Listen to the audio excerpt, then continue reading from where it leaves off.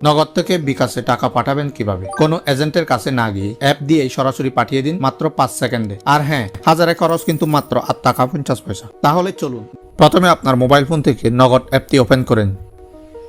এরপর অ্যাপের home page থেকে ট্রান্সফার মানি লেখা অপশনটিতে টাচ করুন। তারপর ডাইরেক্ট ট্রান্সফারের নিচে থাকা মোবাইল ওয়ালেট অপশনটি সিলেক্ট করুন। এরপর যে বিকাশ নাম্বারে টাকা পাঠাতে চান সেই মোবাইল নাম্বারটি টাইপ করুন বা কন্ট্যাক্ট থেকে সিলেক্ট করে নিন। এরপর নিচে থাকা ওয়ালেট বাছাই করুন, এটিতে ক্লিক করুন এবং তালিকায় থাকা বিকাশ অপশনটি সিলেক্ট করে দিন। তারপর আপনি কত টাকা পাঠাতে চান সেই পরিমাণটি লিখে এগিয়ে যান বাটনে ট্যাপ করুন। এখানে চার্জের হিসাবটা দেখে, যেমন 200 টাকায় ব্যাট সহ খরচ হচ্ছে মাত্র 1 টাকা 70 পয়সা, অর্থাৎ হাজারে চার্জ পড়েছে 8 টাকা 50 পয়সা। হিসাব দেখে নিয়ে আপনার নগদের গোপন পিন নাম্বারটি লিখুন এবং পরবর্তী বাটনে চাপ দিন। সবশেষে স্ক্রিনের নিচে থাকা লাল রঙের নগদ লোগোটির উপর ট্যাপ করে ধরে রাখুন।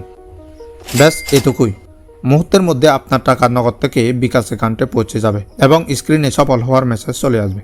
তো ভিডিওটি উপকারী মনে হলে একটা লাইক দিয়ে চ্যানেলটি সাবস্ক্রাইব করে রাখুন। ধন্যবাদ।